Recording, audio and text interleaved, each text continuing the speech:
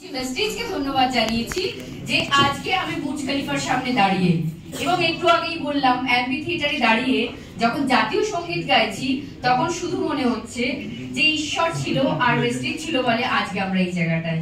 Thank you, wish you well. ও আরেকটা কথা বলবো যে যারা যারা আজকে এখানে 8% হয়ে এসছেন বা তার উপরে যারা আছেন প্রত্যেকে তাড়াতাড়ি পাসপোর্ট বানান। আমি যখন এরকম কোনো চ্যাম্পিয়ন্স ডেতে এসেছিলাম তখন এখান থেকে আপলাইন যারা ছিলেন তারা বলছিলেন যে পাসপোর্ট বানাতে হবে। আমি ভাবছিলাম কি করে পাসপোর্ট বানাবো, আমি 8%, আমি এখন তখন 11% ছিল। তো এবার তারপরে যখন আস্তে আস্তে করে আমি সিস্টেমে কাজটা করতে থাকলাম, যখন আমি সিলভার ডিরেক্টরের দিকে যেতে থাকলাম এবং আমার ফরেন ট্রিপ এসে গেল, শুধু পাসপোর্টের জন্য আমি 1 বছর ফরেন ট্রিপ মিস করেছি, আমার হয়নি বলে।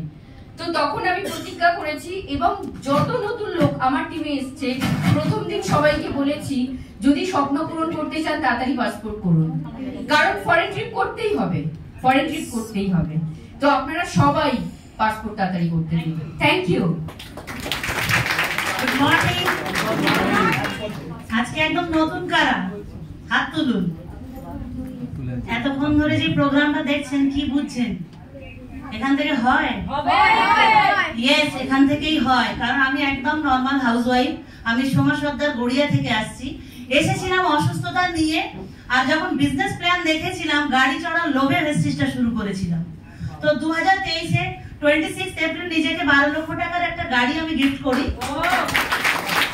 এবং সেটা মজার নয়, আজকে ডেটে আমার হাত ধরে দুজন ব্যক্তি অলরেডি ফরেন করে এসেছেন এবং একজন গাড়ি নিয়ে নিয়েছেন, আর একজন 2025-এ ডিসেম্বরে গাড়ি নেবেন। আর এই যে ফরেন ট্যুরে গেছিলাম, পুরো ইন্ডিয়ার ম্যাপ জানেন তো? ইন্ডিয়ার ম্যাপ উপস্থিত ছিল ওই ট্রিপের মধ্যে, কারণ যত ভাষা ছিল, নানা লোক ছিল, নানা খাদ্য খাবার ছিল।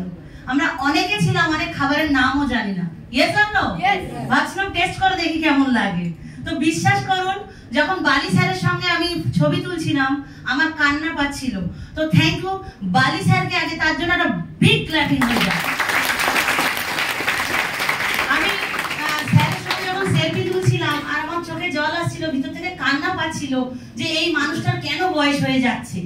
আমার নেক্সট জেনারেশন হয়তো ওনার সঙ্গে ছবি তোলার আর সুযোগ পাবেন না। Yes or no? কারণ অলরেডি উনি কত 73 প্লাস হয়ে গেছেন। তো খুব দুঃখ লাগছিল।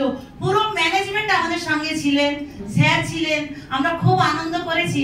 এবং ওখানে ম্যাডাম বলছিলেন যে আমাদের আলোচনা চলছিল নেক্সট ট্রিপ কি হবে, যেখানে চায়ের দোকানে আড্ডায় দীঘাপুরীর দেখে বলে চলুন বেরিয়ে আসি। Yes or no? আর আমরা ভেস্টিজিয়ানরা মহিলারা বলি চলুন ইউরোপ যাই, চলুন বিদেশে বেরিয়ে আসি। তো এই সাহসটা আমাদের জুগিয়েছে একমাত্র এই প্ল্যাটফর্ম। আর আপনি যতই যোগ্যবান ব্যক্তি হন, যতই সুন্দরী শিক্ষিত যাই হন না কেন, আপনাকে একটা প্ল্যাটফর্ম লাগবে। ইয়েস আর নো? আর সেই প্ল্যাটফর্ম যদি সঠিক হয়, আপনি সঠিক জায়গায় পৌঁছে যাবেন। নিজের উপরে ভরসা রাখুন, বিশ্বাস রাখুন, কারণ ম্যানেজমেন্ট আমাদের সঙ্গে আছে। Thank you, wish you well. Good morning everyone. Good morning. আমি দীপিকা। তো ফরেন ট্রিপ বললে যেটা বলা হয়, সবার প্রথম থ্যাঙ্কস জানাবো ভেস্টিজ ম্যানেজমেন্টকে, বালি স্যারকে, আমাদের ম্যানেজিং ডিরেক্টরকে। কারণ যারা আমরা গেছি তারা জানি যে এত সুন্দর ব্যবস্থা। অনেকেই এখন ফরেন ট্রিপ করে, যাওয়া আসা অনেকের ক্ষেত্রে বলছি আমি, কিন্তু আমরা যেভাবে ছিলাম, যখন আমি আমার ফ্রেন্ডের সাথে বলছি, তো সবার সাথে যখন কথা বলছি, আমার ফ্রেন্ডরা বলছে যে আমরা গেছি, এটা হয়নি, ওটা হয়নি। তো আমার এত ভালো লাগছিল সেখান থেকে, কারণ হচ্ছে আমাদের যেভাবে রাখা হয়েছিল, আমরা যেভাবে ছিলাম, একটা রাজকীয় ব্যাপার। আমি ম্যামকে বলছিলাম যে এই রুমটা, আমরা হোটেল রুমটা আমরা কি করে কখন অকুপাই করব, কারণ আমাদের রুমটা দেখেই আমাদের এত ভালো লাগছিল। যখন আমরা দুবাইতে আসি, আমাদের 36 ফ্লোর, যার রাইট সাইডে বুর্জ খলিফা, কর্নারে রয়েছে বুর্জ আল আরব, এবং লেফট সাইডে মানে সমুদ্রের ভিউ, ফ্রন্টে সমুদ্রের ভিউটা এত সুন্দর লাগছে, দুবাই পুরো রাস্তাটা। তো এত অসাধারণ ফিলিংস, যে এই ফিলিংসটা মানে যদি আপনারা যাবেন তবেই বোঝা যাবে, তাই না? তো যেতে গেলে কি করতে হবে? জেদ রাখতে হবে, প্রত্যেকের মধ্যে নিজস্ব জেদ রাখতে হবে, পাসপোর্ট বানাতে হবে, আর সেই স্বপ্ন নিয়ে কাজ করতে হবে, তাই তো?